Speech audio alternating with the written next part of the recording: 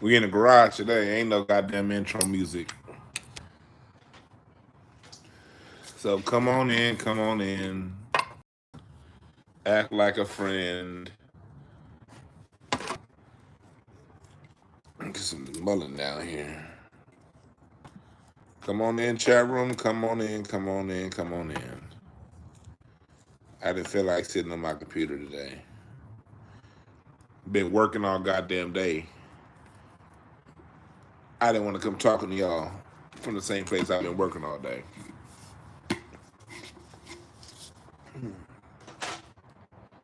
But we about to talk about old racist ass Gavin Newsom and that old Jeffrey Osborne looking ass. What's his name? What's his name? Eric Adams, Mayor Adams. We about to talk about that Jeffrey Osborne looking nigga and Gavin Newsom. So come on in here, come on in here. What's up, Jayla? I ain't seen Jayla live in a minute. What's up? What's up, Jayla? It's always good seeing you. Even if it's just through the internet. That's my nigga right there, Jayla. Much love. Me and Jayla got people that go back. Back.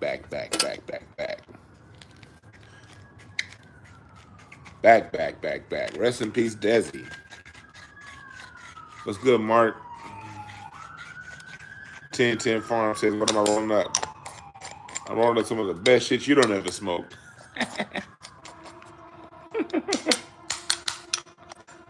Yeah.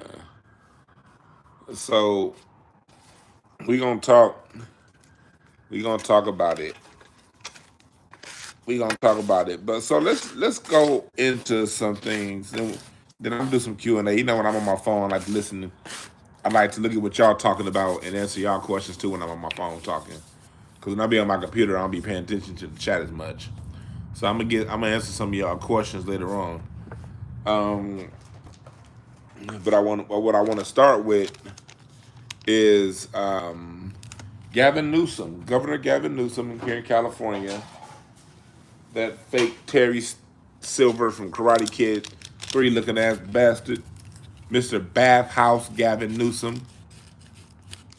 I am quite sure Gavin Newsom was part of the Diddy Party bangouts. I'm sure of it. I don't know for sure. I wasn't there.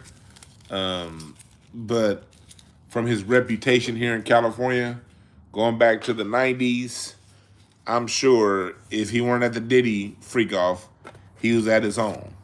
As a matter of fact, the first time I heard of the term freak off was dealing with California politicians based in San Francisco. There used to be stories about California political freak offs back in the 90s and back in the early 2000s. And when Gavin Newsom was running for mayor of San Francisco, that was one of the things that was coming up in his campaign. And it kept bringing it up. And also when he was running for governor, the freaky bathhouse culture that Gavin Newsom is a part of. So I would not be surprised if he's on one of those Diddy tapes.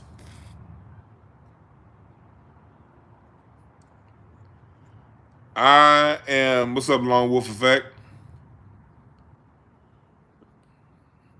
Hey, 1010 Farms, I'll try it. Come to one of my shows and then pass me some of your product.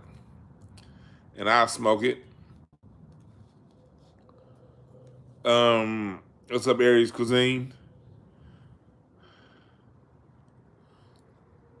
So Gavin Newsom is somebody who has a reputation of being a bathhouse bitch. All right? That's what's said around town. If you've been part of the California political circles over the last 25 some odd years. Well, anyway, Gavin Newsom today vetoed the one reparations, The reparations bills that did go through, he vetoed it. And let me tell you what happened. Okay, there was a reparations bill on the table that was about restoring land to black people whose families lost their land due to eminent domain along racial lines and weren't properly compensated for it. That was the reparations bill that was the only one that went through. And now, again, that was done by my local state senator, Stephen Bradford. So I can't, I can hold my head up proud and say, hey, the guy that I voted for locally, because local politics is where everything happens. The guy that I voted for locally authored those bills, and he was behind getting them pushed through. He wasn't one of those weak ass members on the caucus that stopped it. So let me talk to you guys real quick about this is what's going to happen. What they're hiding behind when you read the paper, and I'm not on my computer, so I can't show it to you, but you can look it up. What Newsom is hiding behind exactly what I told you he'll hide behind. He's saying the reason why he vetoed the bill was because there was no funding mechanism to push the bill through. Well, the reason why there was no funding mechanism was because a month ago, as we covered here on this show, as we covered the bill that was to set up the agency, the $12 million that was set aside to set up an agency for that was here to set up an agency for lineage-based reparations. Newsom threatened to veto the bill. He said he wasn't going to pass it. So the corrupt members of the California Black Caucus, McKinley out of Inglewood, that nigga out of Leimert Park, I forgot his name, that brought up in San Francisco, I forgot her name. I forget the name of insignificant people. Well, anyway, these members of the California Black Caucus did some shady shit, unprecedented shit, and did not take the bill to Gavin Newsom. Did not put it up for a vote because California had the votes to pass this bill. And the California Black Caucus, them sorry ass niggas, they decided to hold the bill up and fall on the sword for Gavin Newsom. So Gavin Newsom went ahead and did his part today and said, you know what? I can't sign it because there's no funding mechanism. Well, you're the one that told them and threatened them that you weren't going to sign the funding mechanism for this. So basically, that's what happened.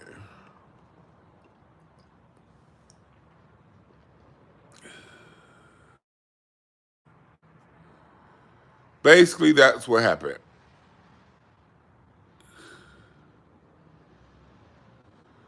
So I'm drinking 2020 from Andrew Murray venue.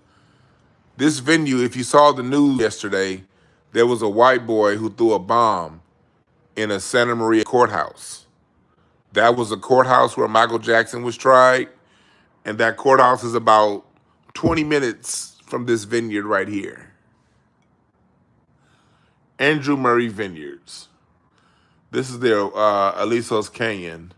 Watch Hill Siraj. That's up off the Highway 101, about an hour north of Santa Barbara. But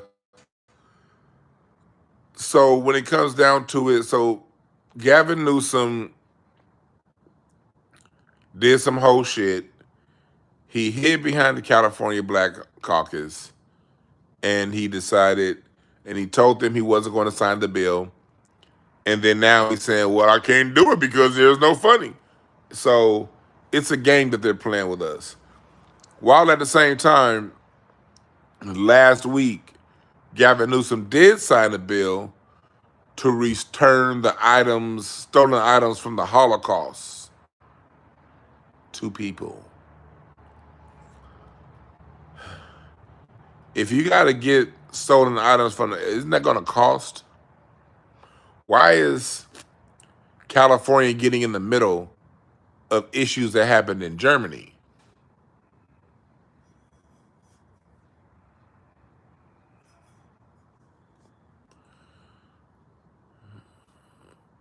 Yeah, Jada, they're gonna make sure they give it to everybody except for us. That's why we gotta keep fighting. That's why we gotta keep talking. We can't just be quiet about this anymore. There's something that this is what's gonna happen. The more they do this, the more it's gonna unify us.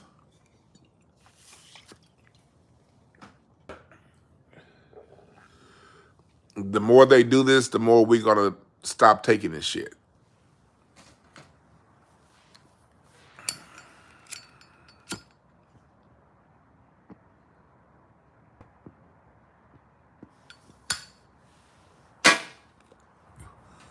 Now, Lloyd Hinton, Newsom did veto the bill that was going to give illegals 150 grand towards a new home. He did veto that. That was a lot of that was out of pressure. That was built out of pressure from us. We like because he vetoed that after he threatened the CBC, the California Black Caucus. That's when he did the veto because we was like, hold on, hell no.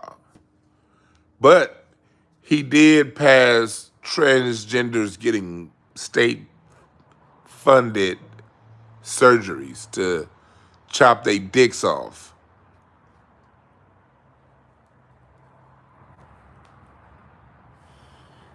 He did go with funding for that. He said, if you want to get your dick tucked in, we got money for that. He said, if you got stolen shit from a war on foreign soil, we got money for that.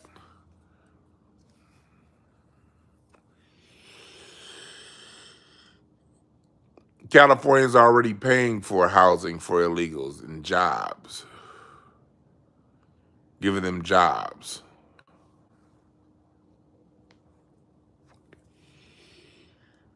Kenneth Rose says, I owe you for what?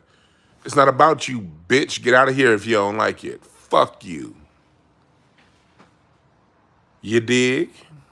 People always want to come and insert themselves. I owe you for what? Go fuck you. You're as significant as a dead bug on my windshield. Fuck out of here if you don't like it.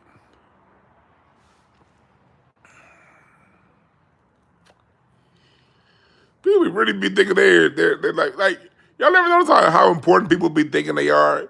What do I owe you if I fuck you, bitch? Who the fuck are you?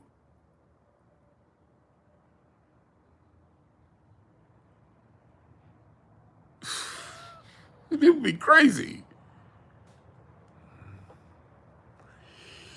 Hey, what up, Reggie? We gonna come back by the smoke one, my nigga.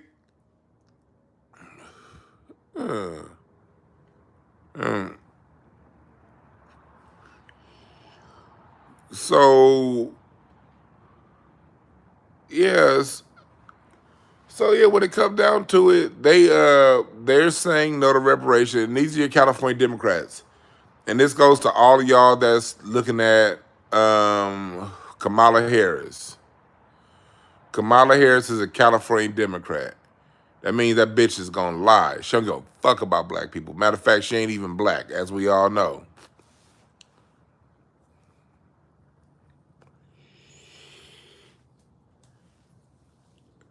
I'm making another order tomorrow, Reggie. Let me know. Running a little low, you know. I got some more in here too, though. I'm running a little low. See how low that is? I only got about a little. I got just a little under an ounce left. So that means it's time to reorder. Ain't no telling how fast that ounce can fly. Cause I be rolling. But yeah, appreciate that, Christopher Perkins. So I don't know if y'all been Okay, yeah, let me know, Reggie. Because, yeah, I'm definitely putting that order in tomorrow. But Kamala,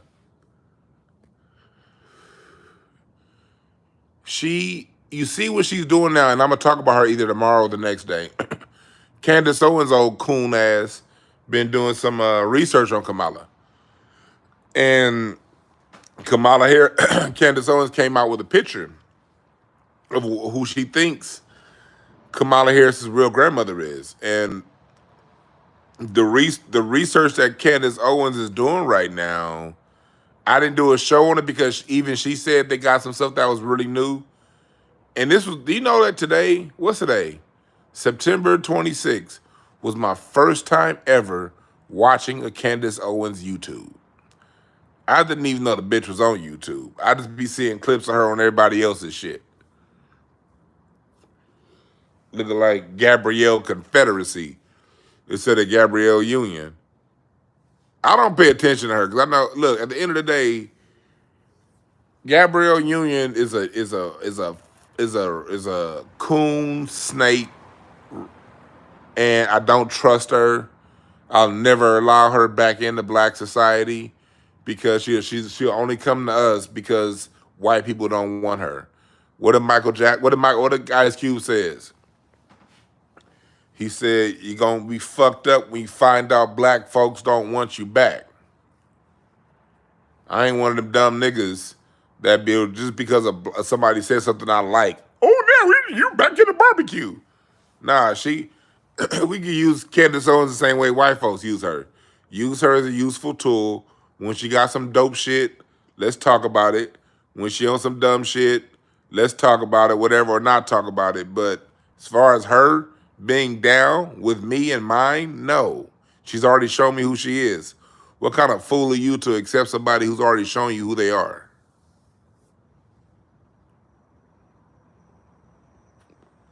Appreciate the love, Lux.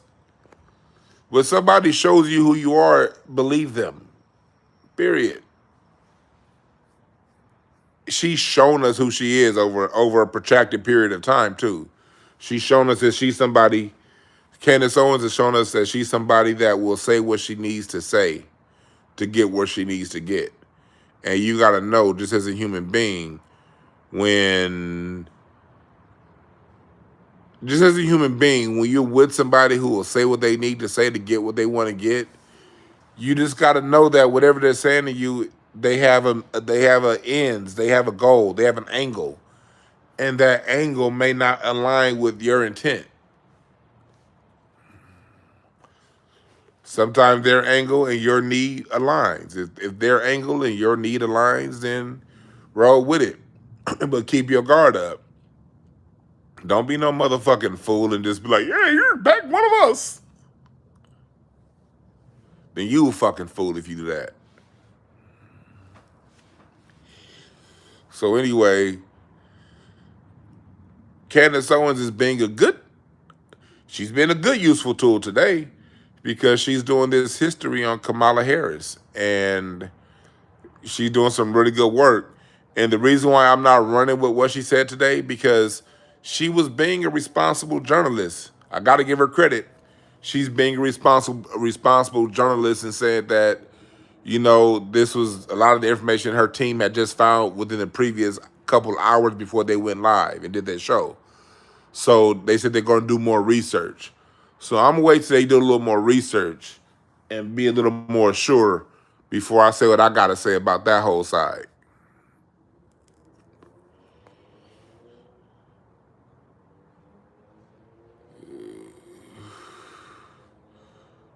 Somebody said, Evan S. said I shouldn't smoke. Hey, Evan, one time I was smoking a blunt with your mama, and she bent over, and I blew that smoke right up her ass. I did that to your mama, Evan. That's how much your mama likes smoke. I blew it in her nose. I went, and she went, and then she turned around, and I blew it again. Fucking never tell me what to do, nigga. Fuck out of here. What's up, Kamal Johnson Network? That's my nigga right there.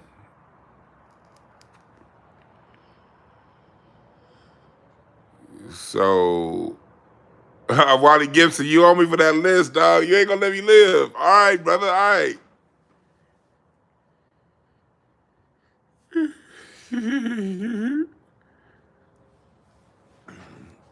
So anyway, what's up, Delano L? Yeah. So anyway, so you see what it is. You see what it is with people like Candace Owens. She's doing a good thing right now. This research on Kamala is a good thing. But I bet not ever see you niggas talking about, man, Candace Owens is down. No, this is what we got to understand about Candace Owens. When it's convenient for her, she's going to say things that's convenient for us. When it's convenient for her, she's going to say things that's convenient for white people and rednecks. Candace Owens is loyal to herself. Candace Owens' card, I looked her birthday up earlier today. She is a 5 of clubs, and she's a Virgo 5 of clubs. I'm sorry, not Virgo. She's a Taurus. I think she was 429. She's a Taurus 5 of clubs. Oh my God, stubborn as fuck, Taurus. 5 of clubs is a wishy-washy. 5 of clubs people, they're people who naturally, they say what needs to be said to get what needs to get done. That's a salesman card. 5 of clubs people are salesmen. They can sell you all the bullshit you want to hear. So understand, Candace Owens is a 5 of clubs, but just, even if you're not into the cards like I'm into the cards, just pay attention to how she moves. Candace Owens filed a racism lawsuit when she was in college, a civil rights lawsuit, a race lawsuit while she was in college, got her degree, and then she went ahead and started talking shit about black people. When she started talking shit about the other people with the small hats, she got kicked off them channels, and what did she say? She said, wow, I can say what I want to say. Like, when I'm talking about black people, that's basically how I came up, talking about black people. So understand that Candace Owens is not loyal to race. She's not loyal to anything but Candace Owens.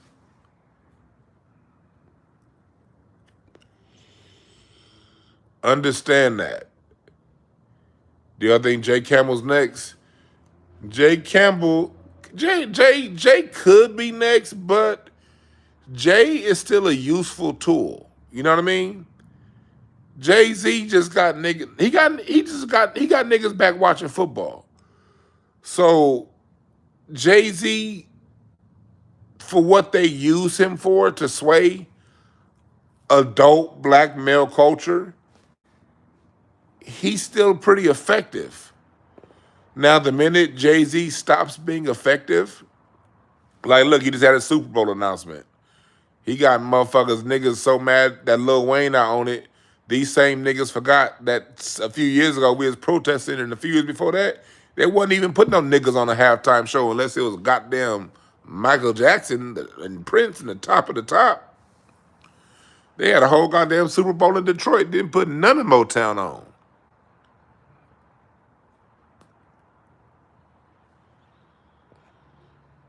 Why Gibbs asked, do you think we'll ever return to the point where music instrumentation will be the focal point? It's still, musical instrumentation still is a focal point. Come down to what you focus on. That's a good question, but it really comes down to what you focus on. Like, they give us, the dominant society always gives us a choice. We have choices. I'm gonna give you an example. This past Tuesday, you could have gone to Usher here in LA, or you could have gone to see Anderson .Paak. They both were in stadiums that seat 18,000 people. I don't know if Usher was sold out or not. Adams and Newsom was sold out, 18,000 people at the Hollywood Bowl. You had a choice between the plastic music and singing and dancing and pomp and circumstance, or listening to a 62-piece orchestra, because Anderson .Paak had a 62-piece orchestra, a black orchestra, by the way, with him. So live music never went away. We just gotta focus. We have to focus on the artists that are giving us that. Butcher Brown out of Richmond, Virginia. You know, Robert Glasper. You know, it's people out there giving us that. We got to give them attention and act like them other people don't exist. You dig? Because the dominant society is never going to push what's best for us.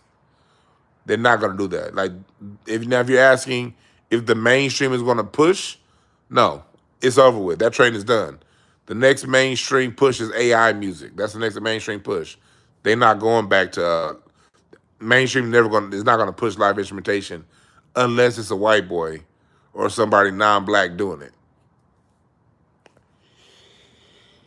We got to find the people doing the instrumentation and support them. But nah, before we get to Jay-Z being next, we got to talk about that grown midget, Eric Adams. Eric Adams looks like the tallest midget on earth, don't he?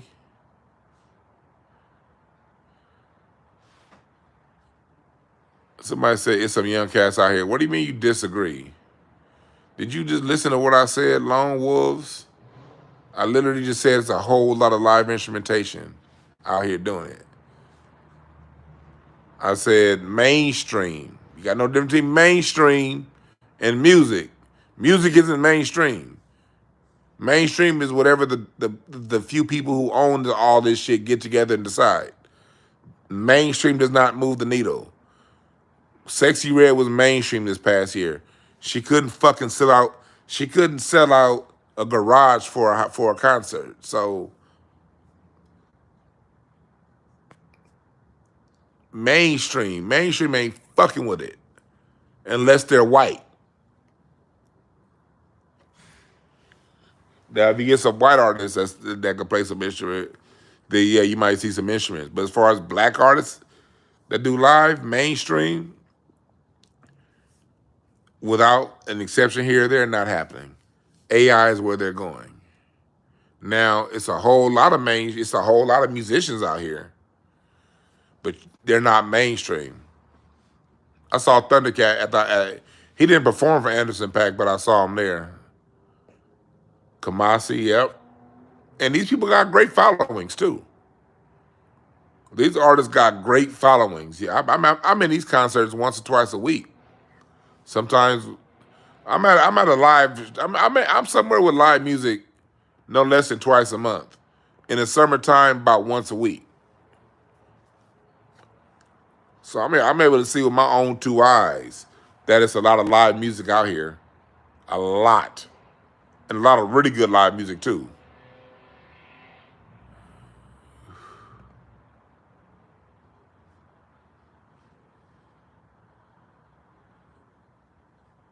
So yeah, I seen Kamasi. I saw Kamasi earlier this year. I see Kamasi every year. I used to go watch Kamasi before they all got famous. They used to play at the Piano Bar in Hollywood on Selma and Cahuenga. If you come to LA now, it's a stupid ass dream hotel. But it used to be a small piano bar, no bigger than this garage I'm sitting in right now. And it was real small and quaint. And that whole West Coast get down. Thundercat would be willing on bass. Anderson .Paak used to play the drums there sometimes. Like, when other cats would get off the drum, Anderson .Paak, back when his name was Breezy Lovejoy, this was LA between '05 and the Mer Part, 2010, 2011. You had Kamasi, Anderson .Paak, and mind you, Kendrick was around, but Kendrick, this was the jazz scene. The LA music scene back then still is hot, but all these cats, Ryan Porter, Flying Lotus, these cats that you see that are like mainstream big time artists, man, I used to go see them at the Piano Bar, and the room was like it was a small little dive bar. It was like more members. It was like sometimes the band outnumbered the amount of people in the room. Cause it'd be like goddamn 9 niggas on stage with instruments in a room that seats 50 people.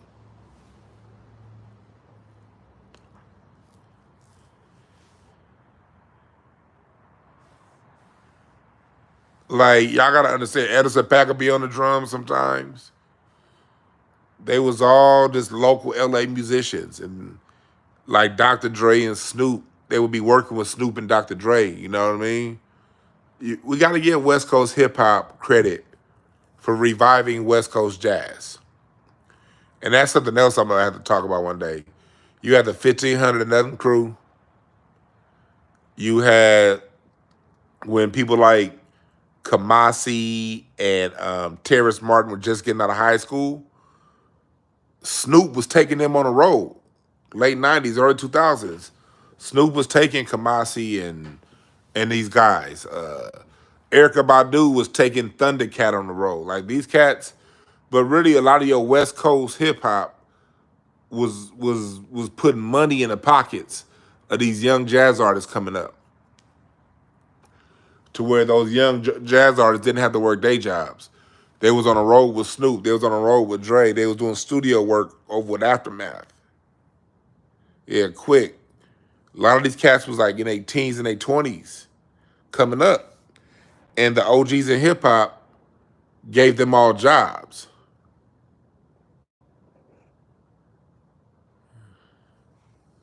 You know what I mean? And so that got them to where they could all finance and fund, like when Thundercat, Kamasi, and all them Terrace Martin, when they made them at that first Kamasi album, the Epic that came out, all that whole crew rented out a studio for like a month, and they all recorded their own music, and they all played on each other's music. But they were able to afford that. They were able to afford that because the West Coast OGs in hip hop. Along with other, I remember saying Kamasi. I played with Kamasi once. His uncle played with me at church, and sometimes he would play at my church. Not too often. And that was like way back in the 90s when we were all in high school. But I remember seeing Kamasi one time in 2000 at the Rose Bowl. This is when we just had graduated high school. He was playing with the Jazz Crusaders, Joe Sample and Randy Crawford. Yeah, like they had Kamasi playing with the Jazz Crusaders. I remember seeing him at the Rose Bowl, where UCLA plays in the Rose Bowl football game. They used to have a Playboy Jazz Festival every Memorial Day weekend at the Rose Bowl, and it would be for free. And you just sit on the grass. Like that shit, I missed that, man. I missed the Playboy at the Rose Bowl. You could sit on the grass, and they had a big stage, and it was actually a free show. Sitting on the grass at the Rose Bowl, where the biggest college game of the year is played, and you just bring your blanket and everything, and we went one of the last years they did it. The Jazz Crusaders performed. I got to see Joe Sample, Randy Crawford, and Kamasi was just out of high school playing the saxophone for him. Yeah, Little Timber Bar. Yep.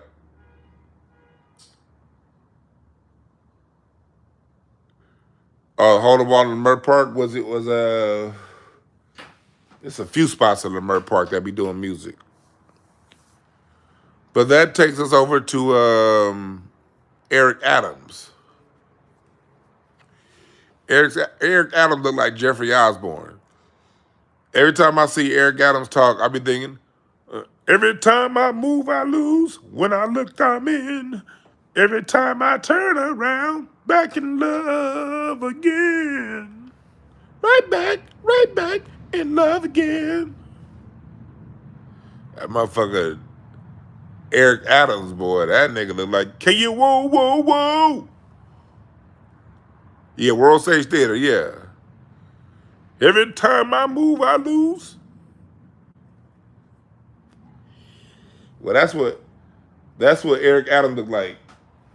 Eric Adams looked like, nigga, what we have is much more than they can see. That's what he's saying.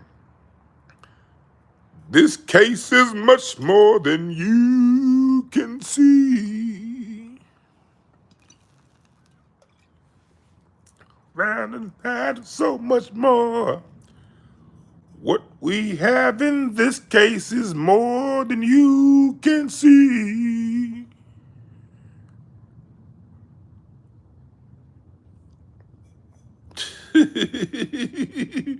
That's that nigga.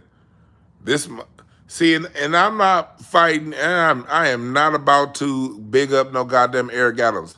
Remember Eric Adams was laughing at Kyrie when he was mocking Kyrie Irving for not getting that jab?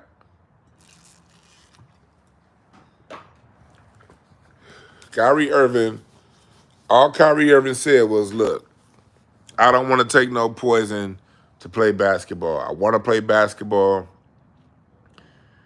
And Eric Adams could have chosen, he could have chosen the route of silence. He could have said nothing, but he chose to mock Kyrie Irving. Now look at him. Eric Adams, he did the whole immigration thing. He was basically mocking black people who were saying, yo, what about our resources? Why are you giving all your money away, all of our tax dollars away to this immigration thing? The city's going broke. He mocked us.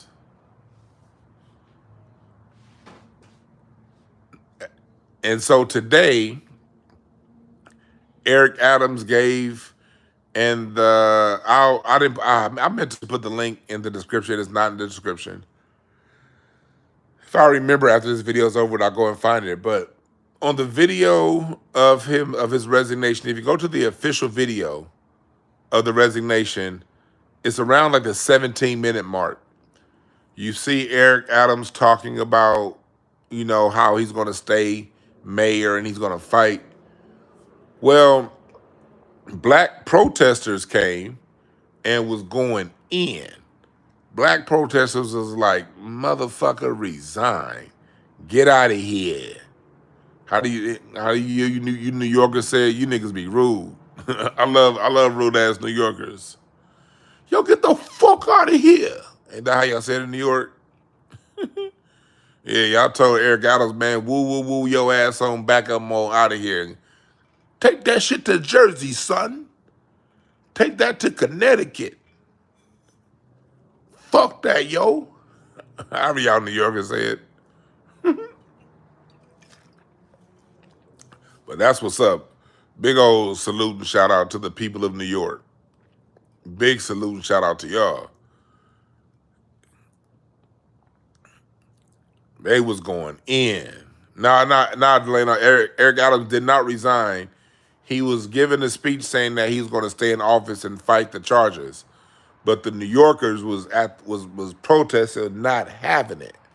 They like, nah, you need to get your ass out of here now. And they mentioned all the money that he had given to illegal migrants. And they were talking about that, how you had nothing for the black people of New York. And what made it, he said, Artemis Prime said, what's today's mathematics? Shut up. All New Yorkers ain't 5%ers, dog. Don't be prejudiced. That shit was funny, though. Bruce said, leave us New Yorkers alone. Hey, I love fucking with y'all New Yorkers because y'all be loud as fuck. I was at a shindig earlier this week. Oh, yeah, when I was at the Anderson .Paak concert, man, it was these people in the box next to me, and then the box in front, it was like, yeah, man, they say, you from New York? Brooklyn in the house, man. Brooklyn, man. These people don't know. L.A. And I'm sitting there looking at them. Mind you, these New Yorkers quit. I'll be right back. I'll be right back to the topic. I didn't forget the topic, y'all. Mind you, the person in the box next to me and the person in the front, like they was from New York. No, the one was in the box with us. And they was cool as fuck. But they was talking all this New York, Brooklyn in the house shit. And I'm looking at them like, nigga, do you know you in L.A. listening to Anderson .Paak, who's from L.A.? This is an L.A. affair. What the fuck is y'all talking about? Y'all better sit back and you better New York your ass in that seat, nigga. And that's some goddamn respect. There's people in here from Philadelphia. They cool. It's all kind of people in here from D.C., Chicago, Memphis, Dallas. They all sitting back saying, let's enjoy the Anderson .Paak show. Niggas from Detroit, cool, humble. Niggas from Richmond, Virginia in the house. We in L.A., people from all over the place. You got motherfuckers from, it's Anderson .Paak, so you had a whole bunch of Chinas up in that. You had a whole bunch of Japan motherfuckers in there, Nagasaki's and Tokyos and shit, and everybody calm. The two motherfucking New Yorkers in there, yeah, this is some New York shit, son. Man, this is Brooklyn, man. These people don't know. This is Brooklyn. Man, if you don't sit your ass down and listen to this West Coast music and this West Coast weather, nigga.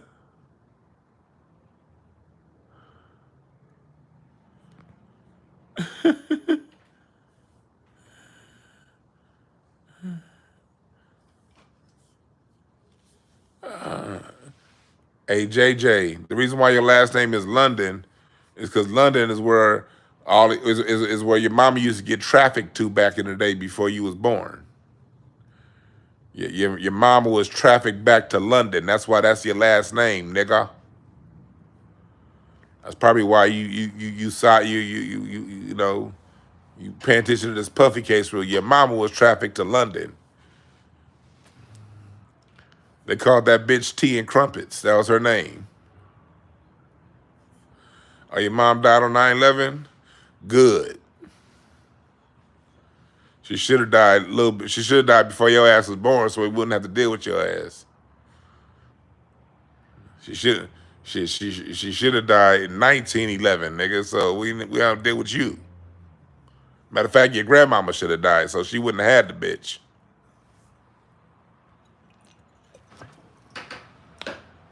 All right, so back to what we talking about. So Eric Adams is somebody that, we see what he's doing. We see somebody, he say, I see where you're from, not like you lost Yankees. Hey, JJ London, I could trace my grandparents, my 16th grandmother back to motherfucking Buckingham, England. She was my great grandmother times 16. Yeah. I could trace her back. I could trace my grandfather back there too. And my grandfather was probably British pimping your mama, nigga. Your great grandmama. Them motherfuckers was in the noble class. Nigga, you was a serf.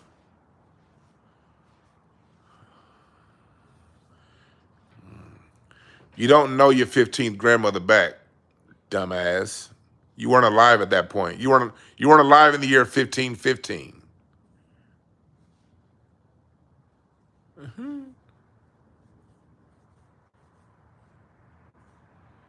Yeah, see, I love when people come in with them tropes. Like, can you name your great grandfather? I can. His name was Abraham Scott, born in the colony of Virginia in the year 1710. He married Melissa Shays, who was born in 1715 in the colony of Virginia.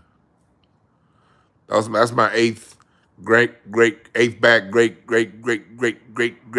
and granddaddy.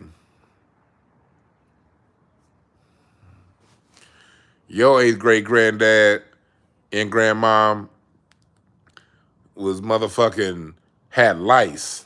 That's what your great grandmama and granddad had. They had they was eating lice sandwiches out there here in order to survive. When mine was here in America, eating good, eating the fresh squash. Your family was still back in the old country, getting run up in by knights of the empire. Like my family's like, you know what? England, this shit too rotten and nasty. England was too low Compton for my family. It was too, I said low Compton. What's up, Anthony Anderson? England was too low class for my family. You know what I mean? Y'all motherfuckers don't bathe. Y'all don't wash.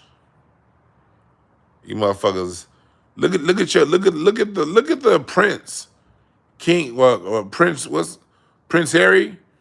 Harry had to leave that bitch because he was like, all these motherfuckers is you got Prince Charles's brother that's implicated with that might have been in them freak offs of Puffy, the fucking child molester.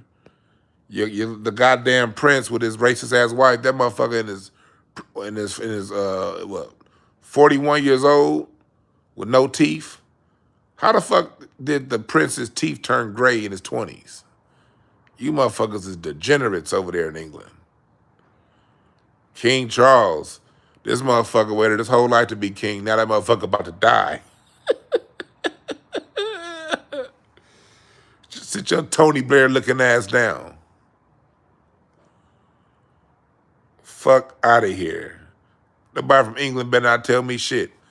I thank God my family got on that boat from England in the year 1639 and 1649 and got here in 1650. I thank God for them leaving that sorry, ratchet-ass place. It's so ghetto and beneath us.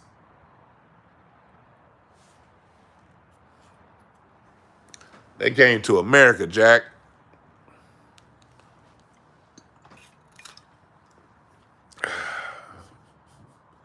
Anyway, what was I talking about before I had that?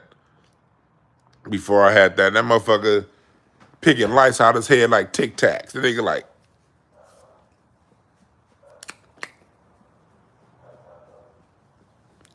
let me get some more lights, mate. Let me get some more lights, mate.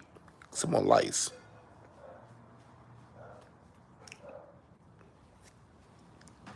That's what he doing. Now, what was I talking about before I got I was talking about Eric Adams. Thank you, Herschel.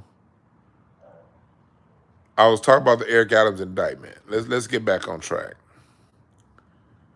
Let's go back to what we were saying. So Eric Adams indictment. This is what I see about that.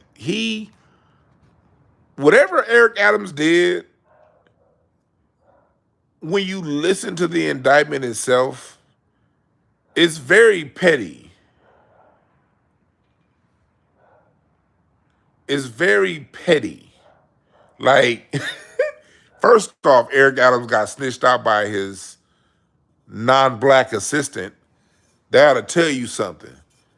As a black man, thank you, Jayla. He's had enough attention. Thank you, Jayla. I like to wait till I like to insult them first before they get timed out. That way they can get 100% effect of my insults, and then they can't say nothing back. That shit just pisses them off. Anyway, yeah, Eric Adams is a fall guy. He basically got caught doing what politicians nationwide do all the time. Misappropriating funds. That's why I would never run for political office. Those laws are too, it's too murky. And the way this government works, they'll send your ass a goddamn assistant, and you don't even know them assistants is working for them. So he got a non-black assistant, and she basically ratted him out when she testified, his assistant. See, I'm telling y'all, and it's basically some stuff with the Turkish government. Here's the thing about the whole indictment. They've been up on what he's been doing since 2014. They're saying this behavior went on like three jobs ago for him before he's police commissioner, or when he became police commissioner, somewhere around it. He's been doing this, and basically straw man, donate to my homeboy donate to me, some shit like that. And nigga, can we tell the whole truth? This is like every episode of the A-Team or some shit.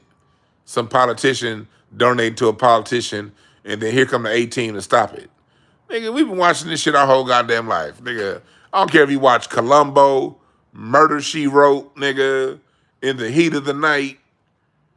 I don't give a fuck what goddamn TV show you watched before TV turned into sex change propaganda programming. We all know what I mean by I say that. But back in the 90s, 80s, before it changed, when they had just regular, Law and Order. Yeah, you pick the choice, nigga. Falcon Crest. Nigga, I'm pretty sure it's an episode of Dallas where there was a corrupt politician getting some straw man money. Nigga, so basically what Eric Adams got accused of, when I read it, I was like, whoa, this ain't shit. Now, it is something saying that, because they're saying that he's getting money from the Turkish government. not the Turkish government, people tied to the Turkish government. So, do we want our politicians taking foreign money? No, we don't.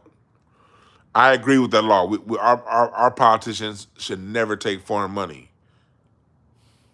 But they take foreign money every motherfucking day.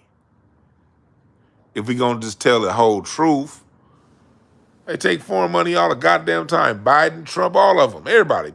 Local governments. So basically, he getting a nigga wake-up call. But he never did anything to rally Black American support.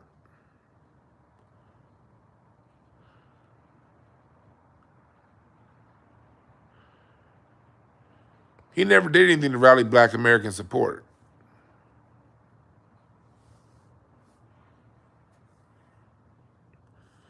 Jack said, "No, they don't. You're absolutely wrong." Okay. All right. Let me prove I'm right. And it's true on other levels, but let me prove I'm right. Is Israel not a foreign country? Do politicians not openly accept donations from Israel and people tied to Israel?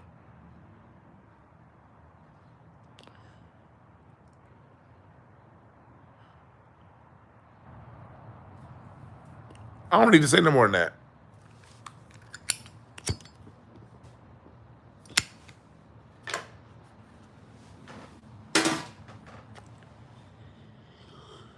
Politicians take money from foreign governments every fucking day.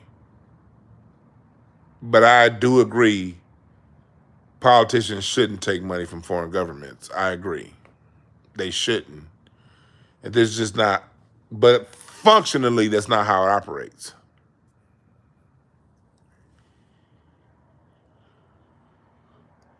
We all, there's a dichotomy between people. There's the world that we want to live in and the world we do live in. And a lot of y'all speak from the world that you want to live in. I speak from the world I live in.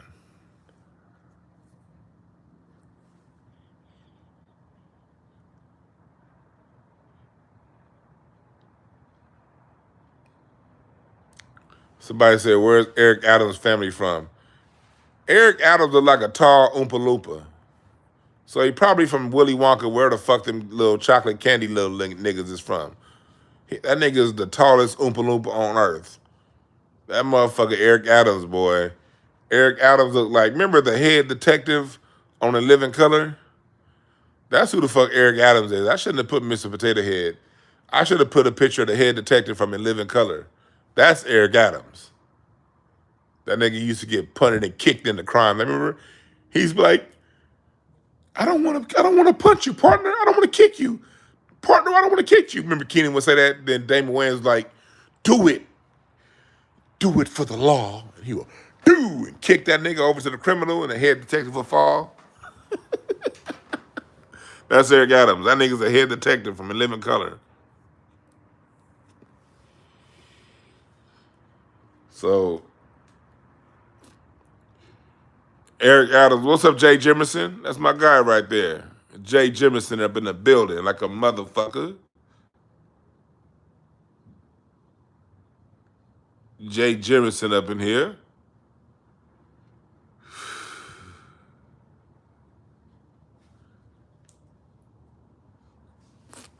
But,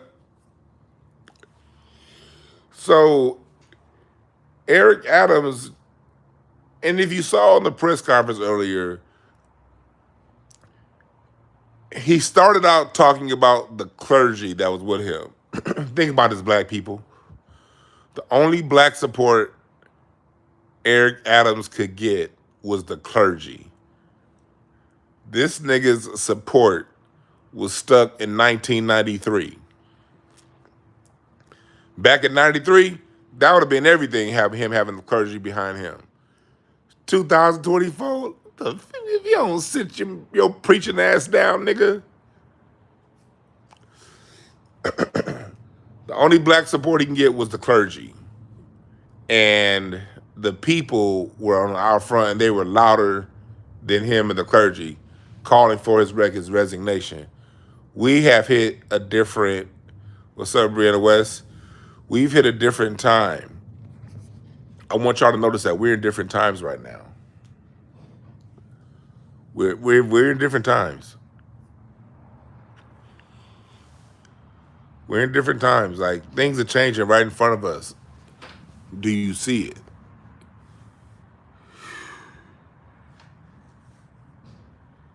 Do you see it?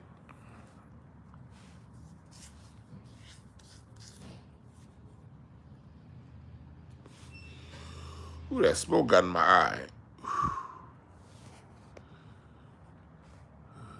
Yeah, we're in different times. We're now. This is what's going to be interesting, and this is where I'm going to monitor over the next few days. Kamala Harris just did another one of those barbershop style interviews with Luke and a whole bunch of Democrat niggas, and she also went on All the Smoke with Matt Barnes and Steven Jackson.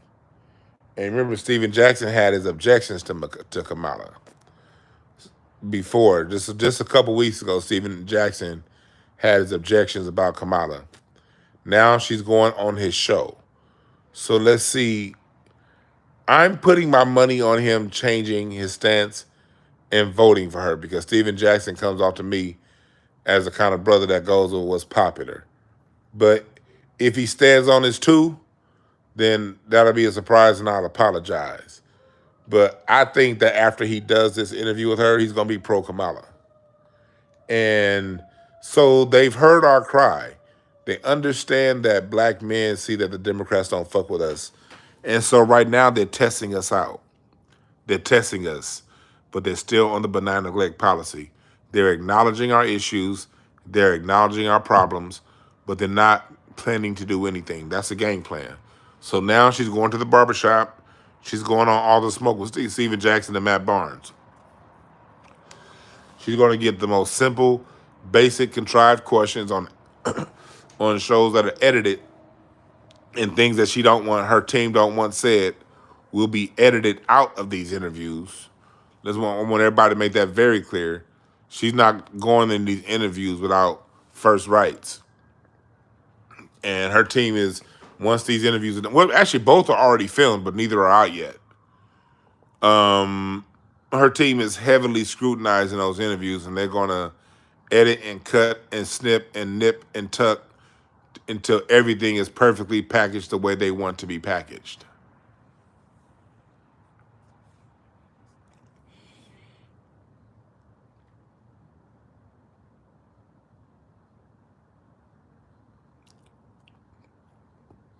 You know what I mean?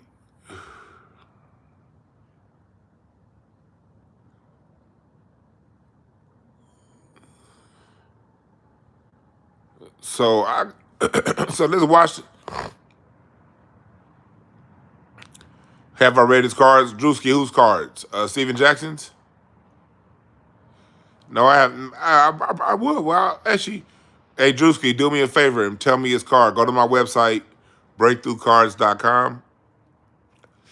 Look up Steven Jackson's birthday. Go to my website and tell me his card. I'll read his card right now. No, I didn't read Eric Adams' card. What's his card? We'll do the same with him. No, but I can't do that. No, I can't do that right now. I can read his card, but I cannot read his year. I need my books, and I don't have my books down here to read to see what his yearly card spread is. Well, yeah, no, actually, give me, what's Eric Adams' birthday? What's his birthday? He's a 10 of diamonds? Oh, shit. That's a whore for attention. What's his birthday?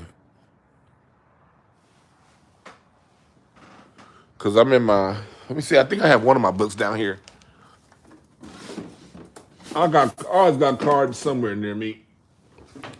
What's his birthday? Is this my book? What's Eric Adams' birthday? Oh, Stephen Jackson's Three of Spades. Oh, that motherfucker.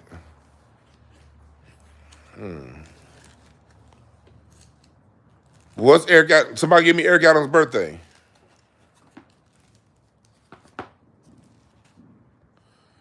September 1st, 1960, and y'all say it's a 10 of diamonds? All right, see. So this is what I'm doing right here. Going to my card spread book. I told you, I'm always not too far away from my books. Books are always close to me. So 1960, so that means, how old is he? How old is he?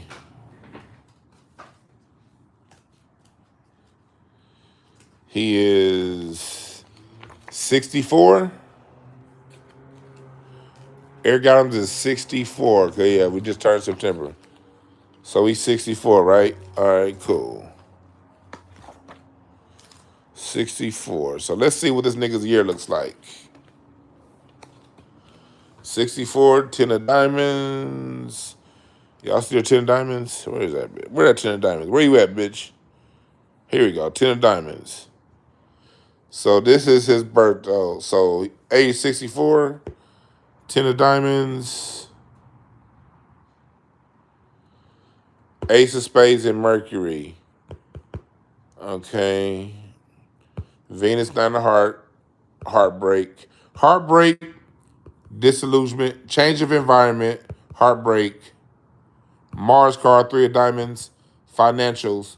His finances are going to get fucked up this year. Queen of spades, Queen of clubs, that's in Saturn. Jupiter, that's dealing with consequences of karmic consequences. Ace of hearts, Saturn, new start. Yeah, he's out of here. He's out of here. He gonna have to step down. And this is why. Eric Adams is gonna be out of here. I would be surprised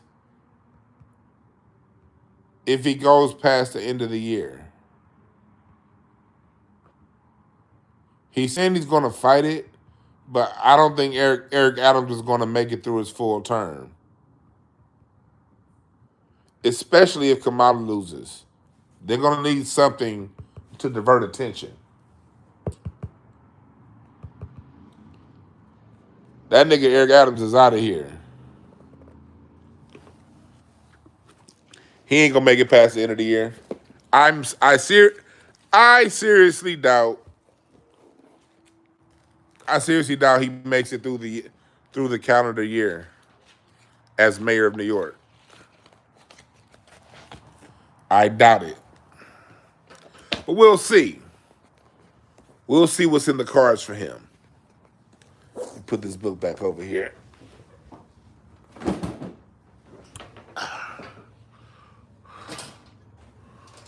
We'll see. We'll see.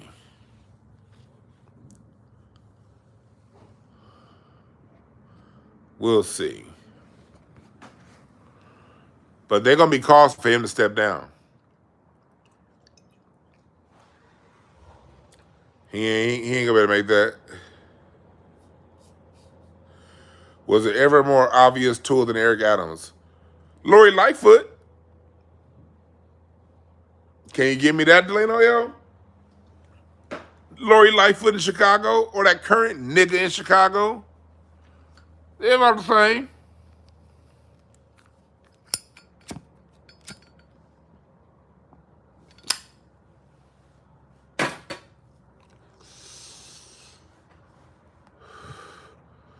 Oh yeah, I love that Miles Davis. Y'all know how much I love music? I bought that when I was 16 or 17.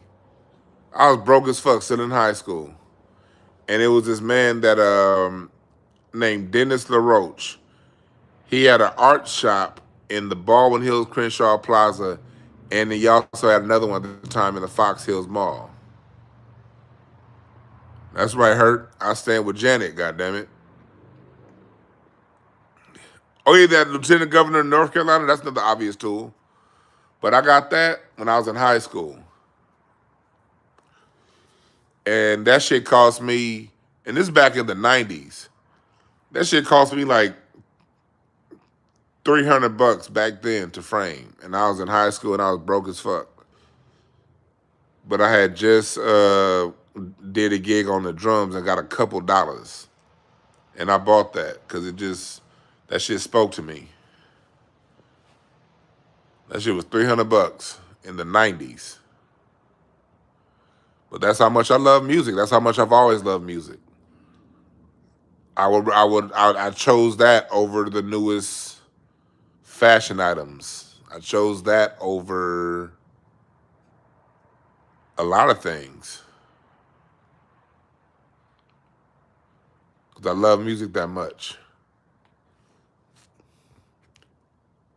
And this is the second one I bought. But this one was way cheaper. I bought this one. I got this Billie Holiday one for like $60. Because it doesn't have the same framing. But that was the next one I bought. I bought that one in high school also. I bought both of those in high school. And I kept them out in my garage where I practiced my drums. But yeah, nah, Janet's good with me too, man. Salute to Janet Jackson. Can we all say big love to Janet Jackson? Because this work that Candace Owens is doing, that might vindicate her. But back to, let me close off that point on Eric Adams and this Jeffrey Osborne looking ass. That dude, Jeffrey Osborne, Eric Adams, what we see is tools getting broken. And we're about to see if Kamala loses, this shit's about to be a break fest. All them tool ass niggas will be, they better hope like hell Kamala wins, man. They better hope she wins. Because if she don't, and I'm going to send a warning out to all those fellers that's getting money from the Democratic Party, influencers, to get us to sway to go vote for Kamala. Understand that you're being recorded in the annals of history. You're being recorded. And this don't work out, you're going to be one of the ones on record for all you entertainers, actors, athletes, media pundits. You're on record choosing a side of evil.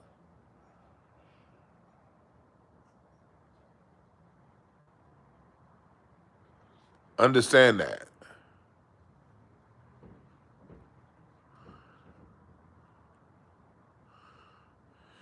You're right, Jayla. Janet don't give a fuck about politics. Janet wasn't even living in the United States for a while. I don't even know if she's back for a long time. Janet was living in England. People don't even know that. Janet, because her husband or her ex-husband, she divorced that motherfucker right when the prenup. But he was in what? Saudi Arabia or some shit? And Janet was living in England. So she could be closer to her baby for visitation and shit when they have to do their visiting. Janet was in England for like a long time.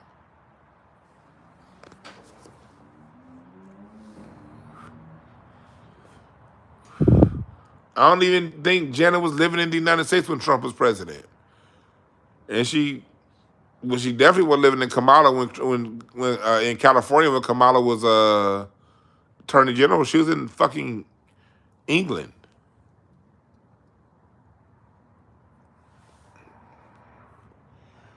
And you got Negroes trying to throw Janet under the bus for what?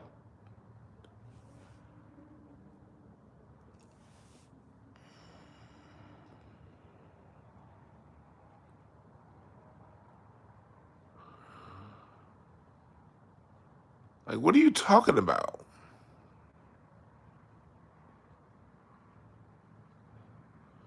Who's this nigga named Herschel Reed? And why is your name Herschel, nigga? You too young to be named Herschel. The youngest Herschel should be 67 years old. And ain't no 67-year-olds in this chat. Therefore, nigga, you too young to be named Herschel. Get out of here with that bullshit and stay on topic. Herschel. Herschel, you can walk your ass on out of here if you don't know how to stay on goddamn topic. But that's right, Brandon Rest. We all asked the same question Janet asked. And now it looks like Kundis Owens might be on to something. We're going to let this shit play out. Juicy said throwback uncle name. Yeah, and she lies so much. But I do want to bring something up to Trumpsters, because me, I'm sitting this election out. I'm voting for Dr. Funkenstein. We are children of productions produced in conjunction with the urgency of our Dr. Funkenstein. Man, y'all better go pick up that Clones of Dr. Funkenstein from Parliament Funkadelic. We gonna blow the cobwebs out your mind.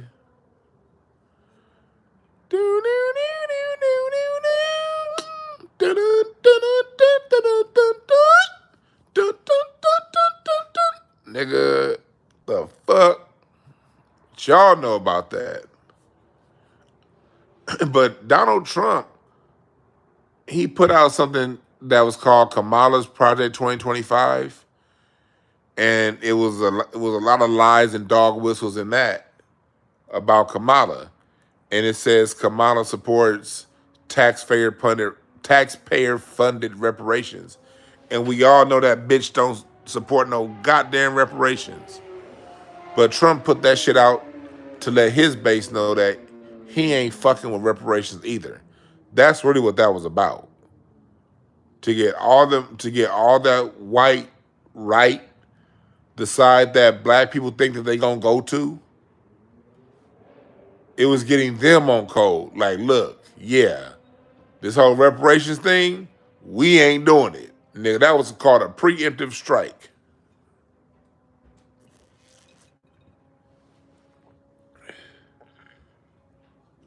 That's what they call that.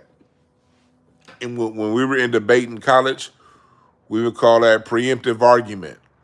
You preempt the argument of the opposite side by telling what they're going to do before they say it. Or if you want to neutralize their point, if just say I'm in a debate back in the days when I was on a debate team, we were in a debate about the environment. I'm already knowing that at some point in this debate, my other side is going to bring up the Environmental Protection Agency and the EPA. I know that. If I know if I'm doing a debate about the environment, they're going to bring up carbon emissions at some point. So before they bring up carbon emissions in the debate, what you'll do to filibuster someone's debate point is you bring up carbon emissions first, but you divert the energy and you basically twist it and turn it. You don't lie, but you twist and turn and contort the numbers in a way to when they bring up carbon emissions, it's going to have less of an impact because you've already sort of poisoned the mind of the pool of the debate moderators in the audience. That's a common tactic in rhetoric. So Trump used it. He understands that, he knows that Kamala ain't giving no fucking reparations.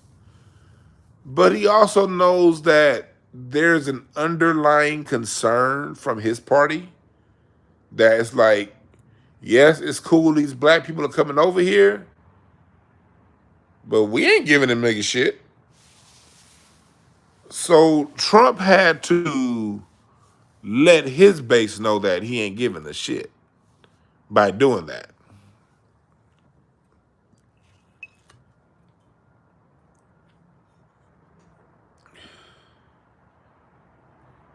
That's what he had to do.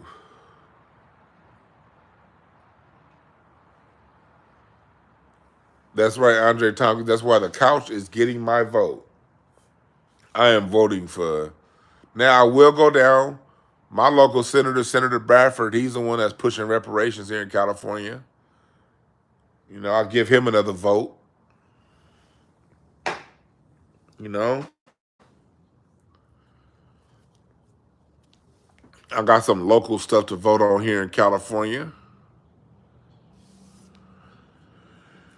We're gonna try it again with reparations here, and my local state senator is the one that wrote the reparations bills. So I have to make sure he gets reelected.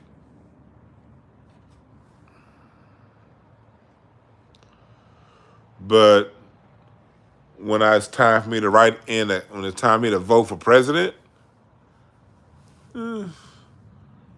George Clinton is getting my vote. Man, it's about time that George Clinton. It will be James Brown. James Brown, rest in peace. So the fun god that's left that's still with us is George Clinton and Boo. I might write in Bootsy Collins, but I don't think Bootsy. Oh my dear. I'm either gonna vote for Bootsy Collins or George Clinton. Probably George Clinton because George has given us so much wisdom in his music. The song "Good Thoughts, Bad Thoughts." A higher wisdom is at work. Inspire yourself. Life fits you like your own skin. What's up, Scotty? Talk about some of the people in California and who we should be voting for and why. As we get closer to the election, I will, because there are people of the California state legislature that definitely need to be voted out. So what I'll do is here locally, see who's running against some of these sellouts. And even if it's a white person or somebody non-black running against them, who cares? But that motherfucker over in the Murd Park, he needs to go.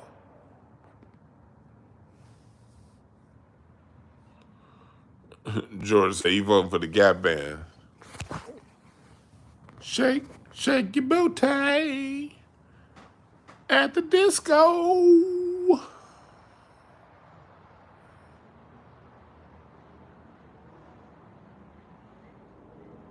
Yeah.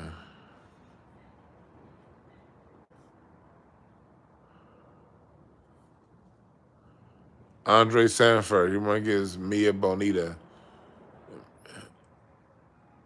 I don't know who Mia Bonita is, but that sounds like somewhat.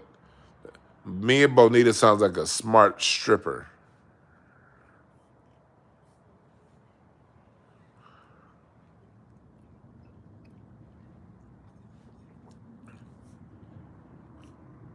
They run for lieutenant governor. That'd be a good spot for him.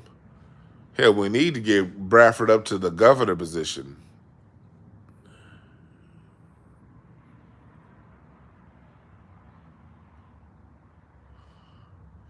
Yeah, I'm gonna look up and see who to vote for. I haven't been paying attention too much. I've been so involved in this reparations thing. I had to take a couple weeks away. But now's the time all the people who have a shot at winning, you know, I'm gonna see what's going on locally. Who's throwing town halls? Somebody said, "Why do I need reparations?" I need reparations so I can buy a house and get away from niggas like you. That's why.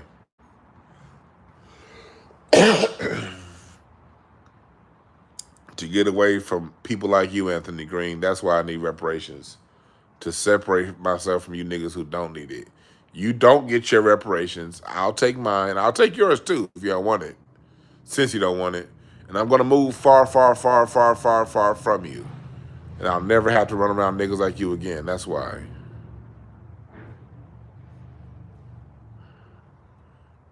Does that answer your question, Anthony Green?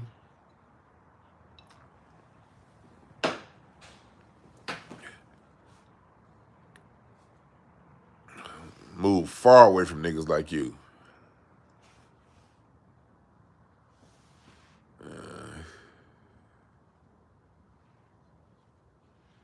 Spell it. No. Hell yeah, about this. Get the fuck away from me, goddammit. Now, I know it's a white person. We ain't gotta explain to them shit. They come around saying, why do you want reparations? Our response is, fuck you. And get back to what we want. Well, that's our response. Now, if we want to play around with them, I'm not gonna begrudge any of y'all a good time to play around with these folks. But quite honestly, y'all, do y'all remember that first person that came here earlier and asked me about reparations? Because I want them, bitch, that's why. Fuck you for asking. Now back to what we talking about. Like, so anyway, so when it comes down to it, this tool is. I wanted to talk about Shannon Sharp too, but I was thinking about making that. I think I might make that a different night. Talking about Shannon Sharp. Shannon Sharp is making some. He's doing some questionable things. You know, I think the success and attention has gotten to his head. And he told Cam and Mace he only answers to Joe Budden. Like, he only answers to the white boy? Okay. You talking about who he above? Remember Shannon Sharp? The same faces you meet going up are the same faces you see coming down.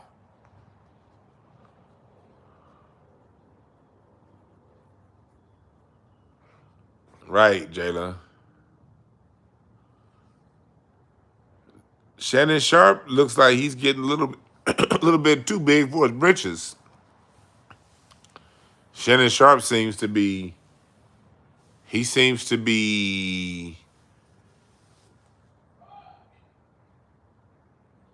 ego charged, if that's a word. His ego seems to be a little extra charged and inflated.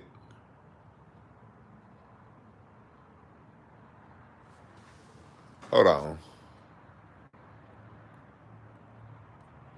There we go. That's me closing my garage.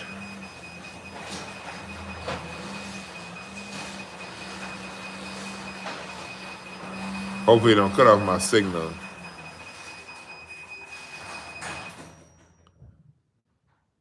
There we go.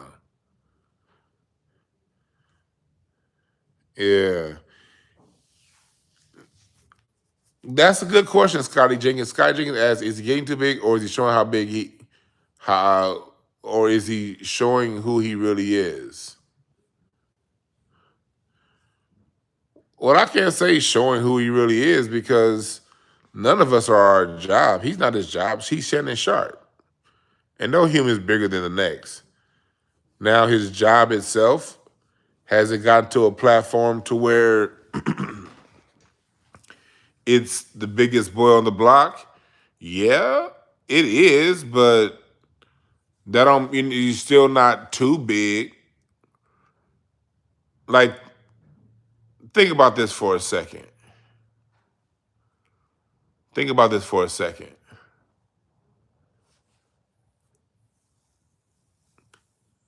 One of the biggest investors in Toyota Motor Company is General Motors.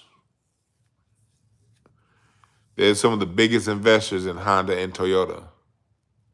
Honda and Toyota are some of the biggest investors in General Motors.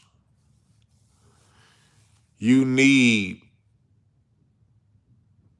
a union of people, of organizations, of businesses in order to stay in business.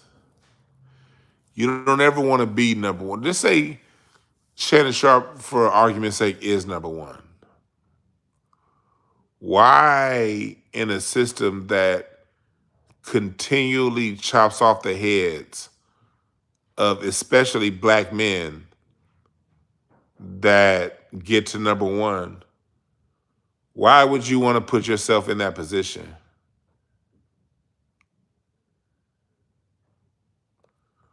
When are black men going to realize that it's better when it's a bunch of us winning? At what point do niggas see that? When a bunch of people are winning, people get to keep winning. When somebody gets up here and let that, especially if the nigga if you sneeze wrong, nigga, and you out there all alone by yourself, psst, puffy,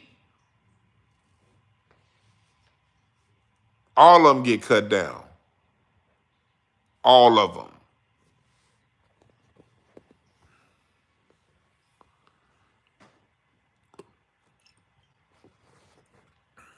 Why in the fuck would you even put yourself in that position? I just want niggas to think for a second. Because we tend to react emotionally and not think.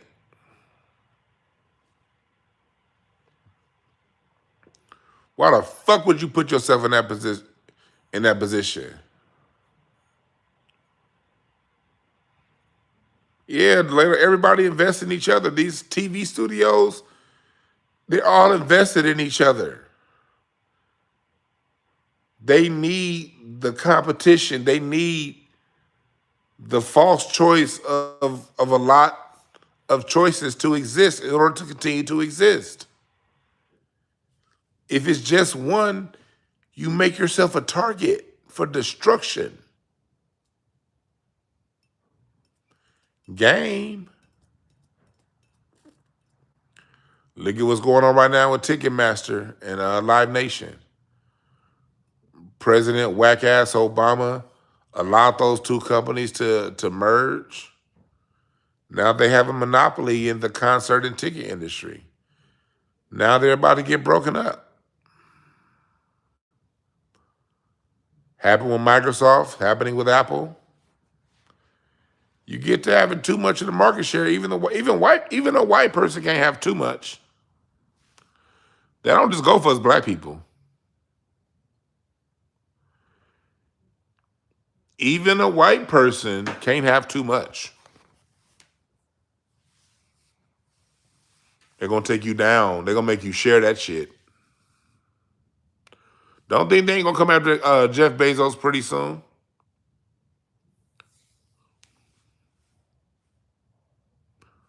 Don't think they ain't going to come after Jeff Bezos pretty soon? That's how these white boys are with each other. We just jump in we jump in their world and we be thinking that it's personal. No, the fuck it ain't personal. That's how it is with each other.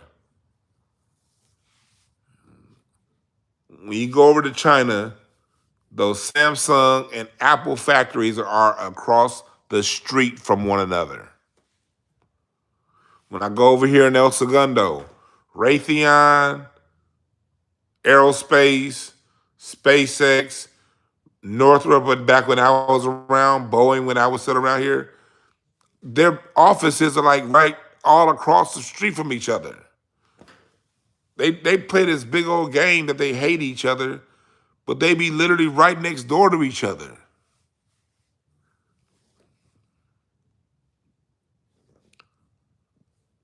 studios and shit, nigga. Universal Studios is right down the street from Warner. Warner is right down the street from ABC.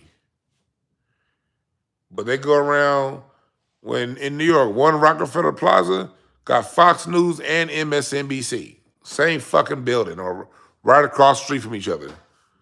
They just go around faking to us like they don't get along. All these motherfuckers get along. Niggas better understand that shit.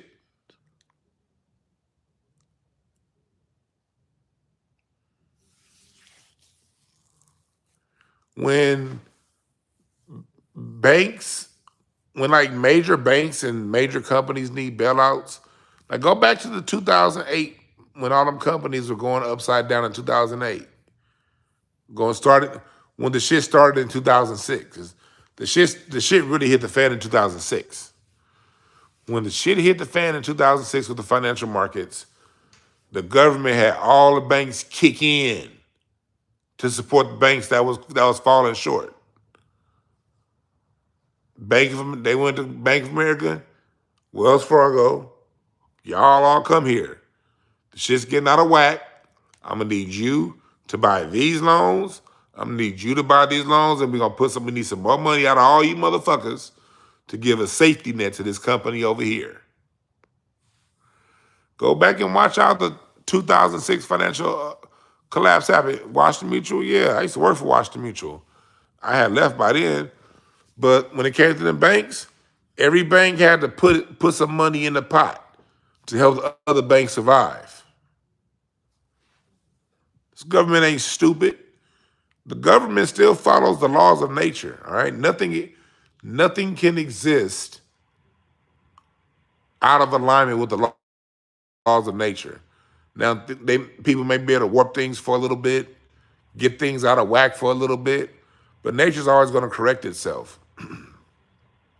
And these businesses know that no matter how bad the capitalism gets, at some point they're going to have to correct it. They are going to kick in to correct itself.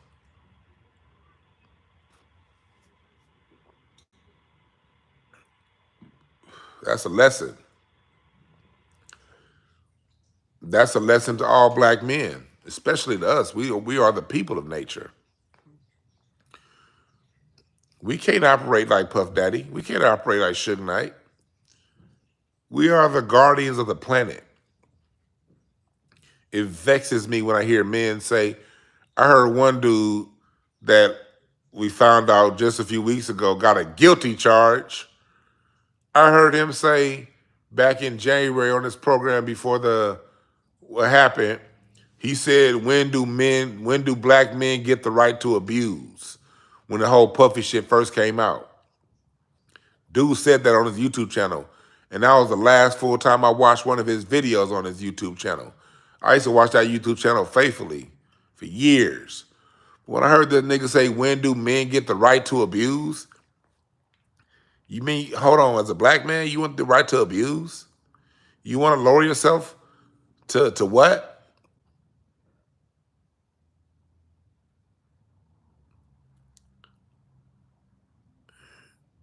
People in here know what I'm talking about, but I don't get into internet drama. If you know who I'm talking about, you know who I'm talking about. The motherfucker said, when do men get the right to abuse? There's a video. If the video was somewhere like first 2 or 3 weeks of January. And that was the last time I seen that dude's program. And I looked this past weekend. I unsubscribed from his channel. I looked at this past weekend, he doing a whole nother video on goddamn Puffy. That same nigga that did that shit, a couple weeks later, put out some fucking nudes of one of his followers, and then just a couple weeks ago got found guilty. So that's not, I ain't get, like I said, I don't get involved, but goddamn it, the courts done said guilty. So that's not some speculation I'm talking about here.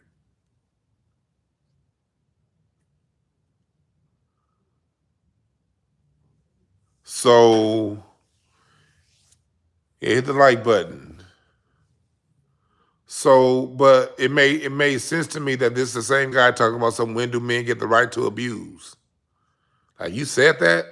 That was the last time I seen this show. No, we don't get the right to abuse. We don't.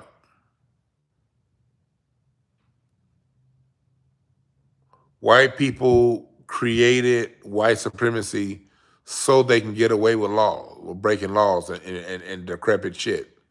I don't subscribe to white supremacy. Part of white supremacy is immunity from law when you violate people.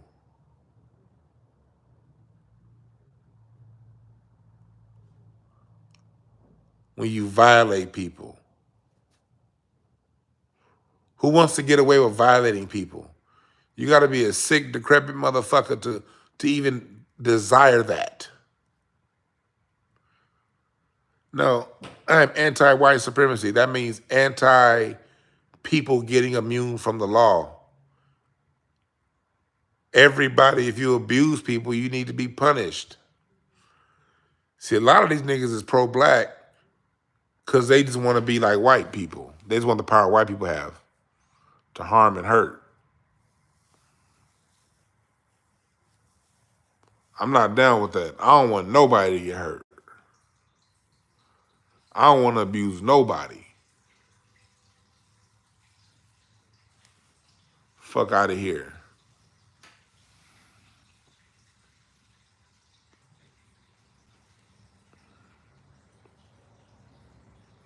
I ain't with that shit.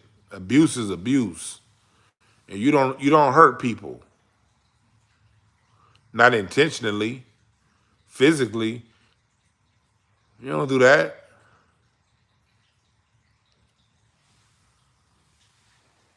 And I don't believe just because we black, we should have the right to do what white people do. No. So going back to what I was saying earlier, to finish my point I was trying to make earlier is, no, black man, there's a standard that needs to be held. And if you're not willing to hold that standard, you need to get the fuck out the way too.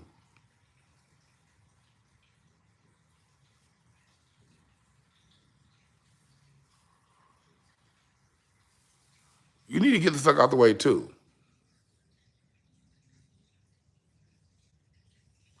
You're right, I'm pro-black, but I'm not anti-anybody. And what's happening is Puffy thought he was white. Eric Adams thought he was white. You got these niggas that's been pushing this white program.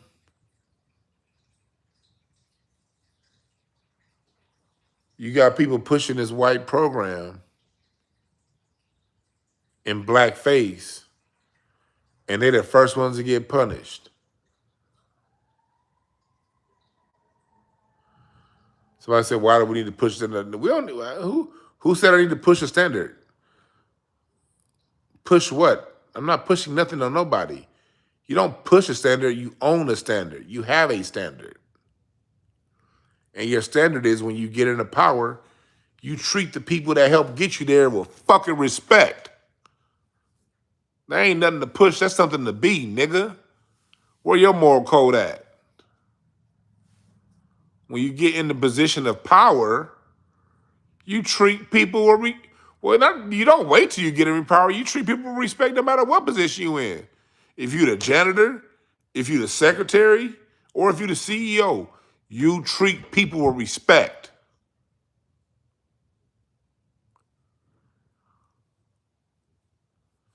They created a system of corruption so they can get away with corruption. They didn't create that system for you. So participate in it if you want. No one's telling you not to. Go right ahead.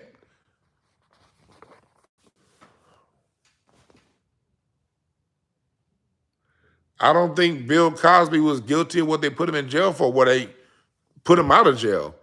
But I think that they really did go after Bill Cosby. They broke the Constitution to get to Bill Cosby.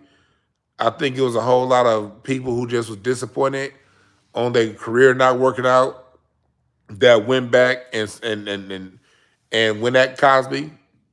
But the truth is, Bill Cosby was still a dickhead. Stories on the Cosby Show of him making people sit on the floor if they came late, dehumanizing people, thinking he's too good for people, being hell of an arrogant asshole. Now, being an arrogant asshole, I do not agree with the government breaking the Constitution to put you in prison. Being an arrogant asshole isn't reason to go to prison. So that's why when it came to the Cosby case, I supported Bill Cosby only because of the breaking of the Constitution it took to get him. I still do believe that the Constitution should be upheld. And if you're gonna get somebody, get them on what you got them for. Don't make up some shit and say he gave her a Benadryl. You put him in jail for something different than what you told me. I was against the media slant. I was against Bill Cosby being used as an example. I was against them breaking the laws. But fact of the matter is, I feel that had Bill Cosby treated people decently, he wouldn't have been in that position to even get them charges. Bill Cosby, and I do believe he was innocent. He was innocent of what they put him in jail for. I believe that. I totally believe Bill Cosby was innocent of what they put him in jail for. But the way Bill Cosby used to treat people, man, black men, we can't be doing that shit, man. That's energy. Energy comes. We gotta understand as black men, like we talk all that kings of the nigga. Part of being a king is knowing your fucking kingdom, nigga. Better learn the goddamn rules of the universe. Energy cannot be created nor destroyed. So energy is real. You an asshole. You got all the money, so you treat people around you like peons. You turn your nose up at people. You disrespect people because you think you're in a higher position than them. Karma got a multitude of ways of paying your bitch ass back. It may pay you back on something you didn't deserve, but you had to get paid back anyway. That's how this shit works.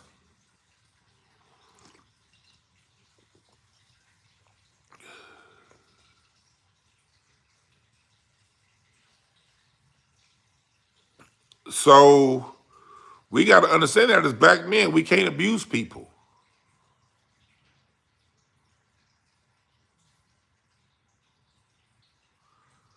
If the only thing that ever tried to defend you or stand up for you was your dog, that means you got some shitty friends, boy. Woo. I feel bad for you.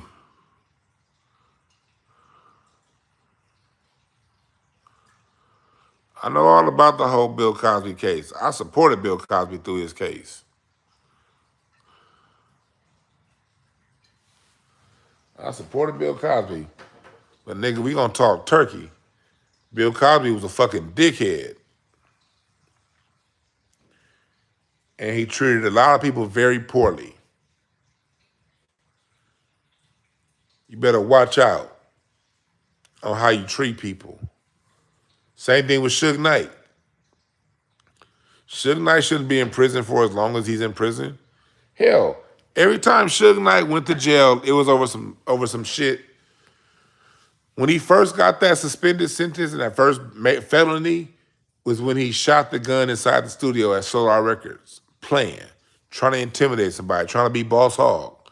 So he shot off a gun, didn't even intend to shoot the people, but he got those charges, got that suspended sentence. Then when he went to jail for the first time, it was because of a violation of his probation. And the violation of his probation was, in the fight with Tupac, and when Tupac got killed, when they saw Baby Lane, he kicked him. And those 2 kicks to Baby Lane put him in jail for a couple years and pretty much killed his company because Death Row was never the same after he went to prison. Even when he came back, it was never the same. So he basically, and then this one here, when he ran over old boy, that's because he was running from an ass whooping. Old boy about to beat his ass and he got scared and he ran. And now he's in jail for the most of the rest of his life. But Suge Knight had a lot going for him. He was getting his artist paid. He was doing a lot of good work in the community, from what I know, from people I know that I know him. But he abused his power. He abused his power.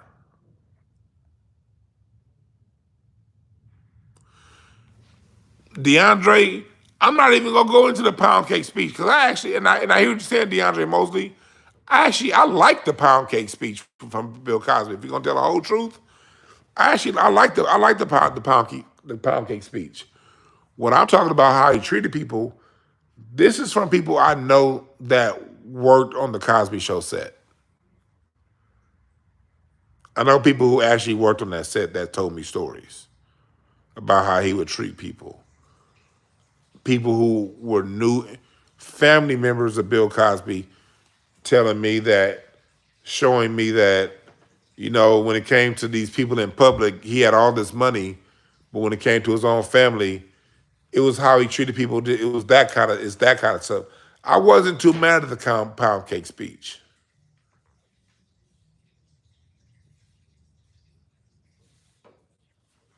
I wasn't too mad at the pound cake speech. But there were, in a lot of times, in a lot of ways, Bill Cosby abused his power. Yes, and Dr. Short is Bill Cosby's cousin. He said a lot about Bill Cosby. But I still support Bill Cosby. I thought he was railroaded. And I'm not saying black people have to be these super nice pushovers. What I am saying is we do have to treat one another with respect. We got to treat each other with the respect we treat white people.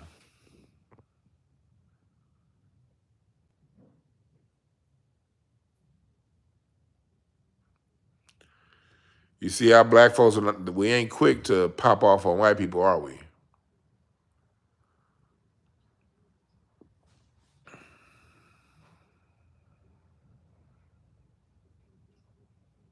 We already do it. The same niggas, I tell you one thing, all them death row niggas that was going again. All right, Delano, you have a good one. All them death row niggas, and I'm about to get out of here pretty soon too. I got another blunt to smoke. I'm rolling this last blunt for the night. Then I'm rolling shit with y'all. Then I'm gonna get up out of here. But all them death row niggas that was going around stomping niggas out in the club, playing gangster. All them niggas. The shit was short-lived. We can't be that way as a people.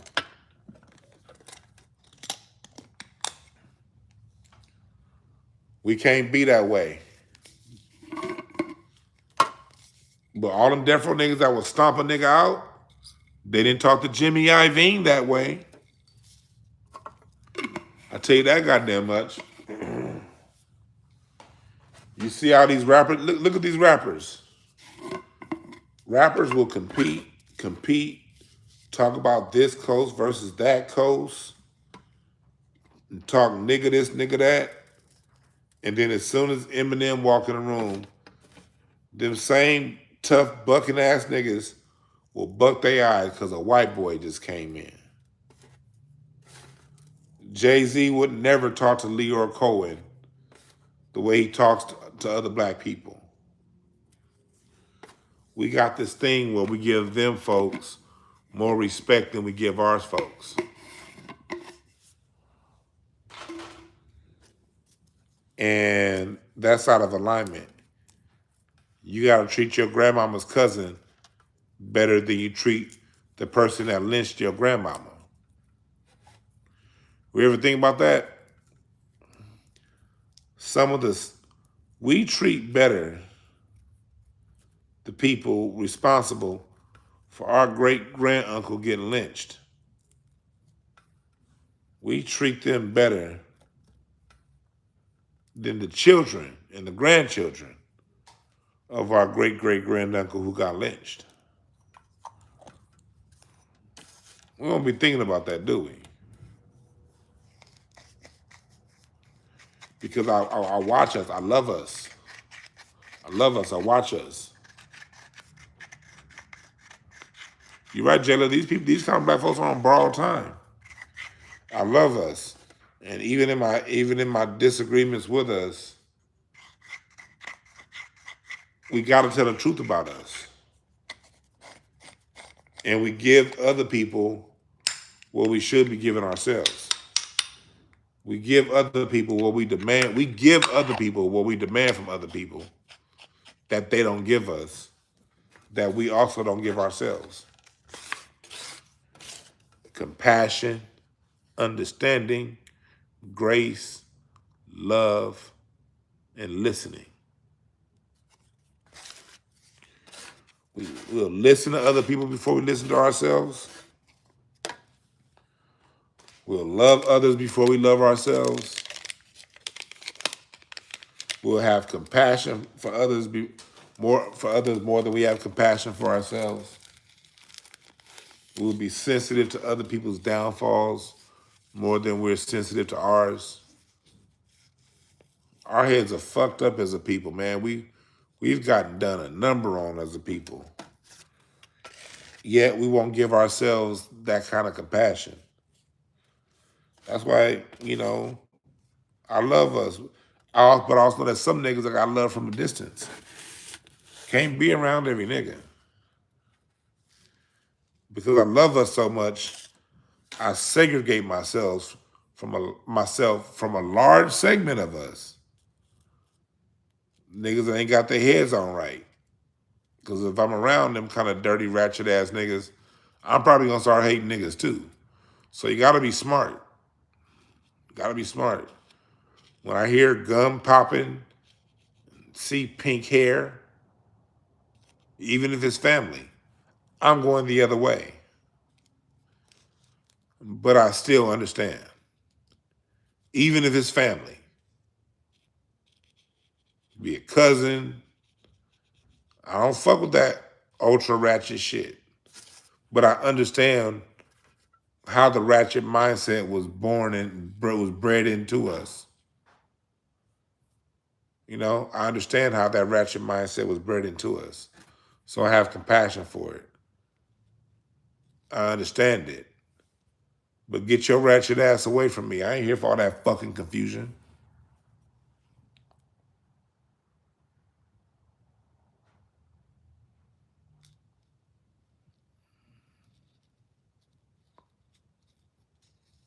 But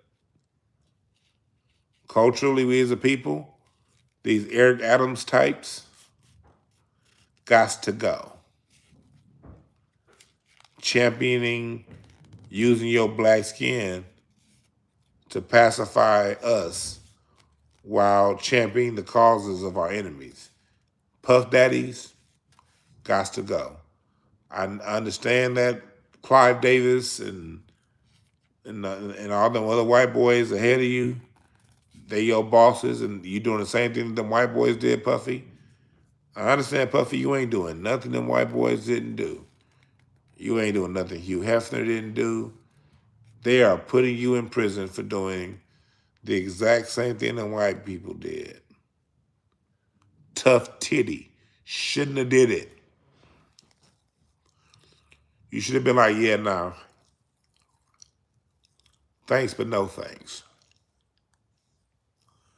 I'll go ahead and hustle on my own over here. I don't need your money. But you took it. That's why it's called a devil's bargain. Niggas like you make your bed with the devil, so lay in it. I ain't got no compassion for you.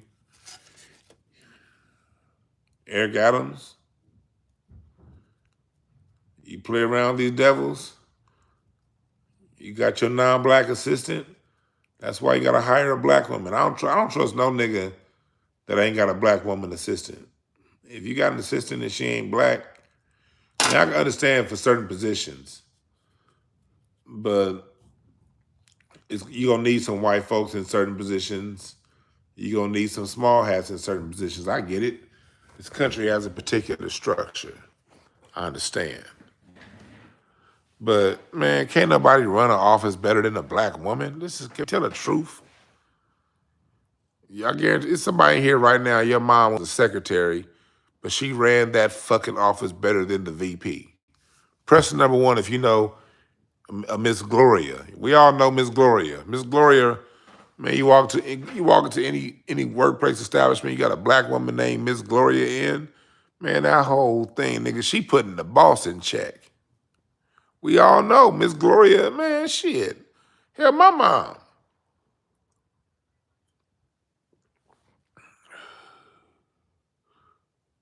So, citizen,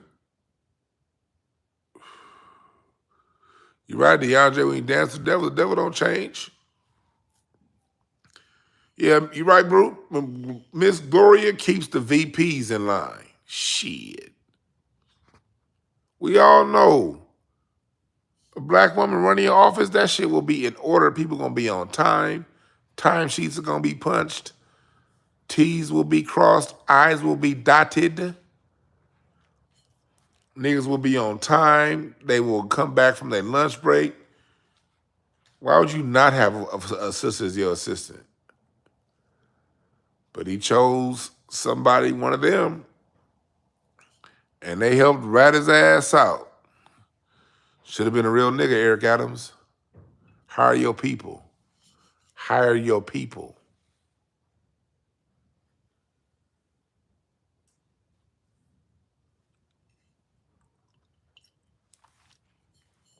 Appreciate that, Zachary Bell.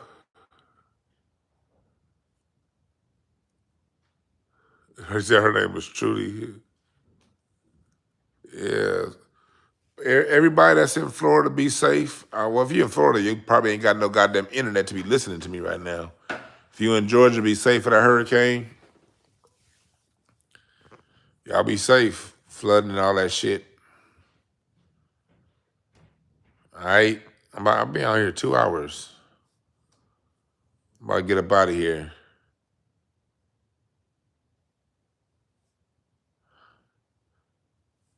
I'm about to get up out of here. Just hella windy. Yeah, y'all be safe down there, man. But it's an end to these kind of niggas, man. I think they gonna just be the black voice for white supremacy. Your day is over with. House cleaning starts with the people, the gods of the planet. We gotta get our house in order. Treat people the way we need to be, the way they need to be treated.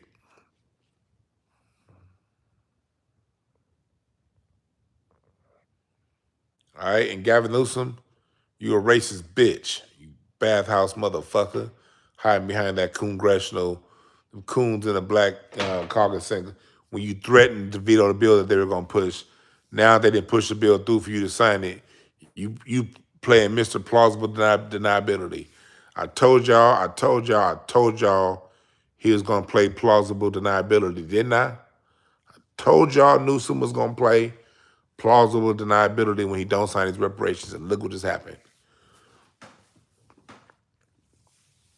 Well, I couldn't sign it because of the funding. Well, you told them not to push through to the funding part, so you wouldn't have to sign it. Understand? Well, appreciate y'all. Good seeing you again, Jayla, in the chat. Always good having you down there. What's up, Biz Marty, Miles, everybody? Herschel, Joseph, appreciate y'all. There are no perfect messengers. Only perfect message is for those willing to pick up the game. We out.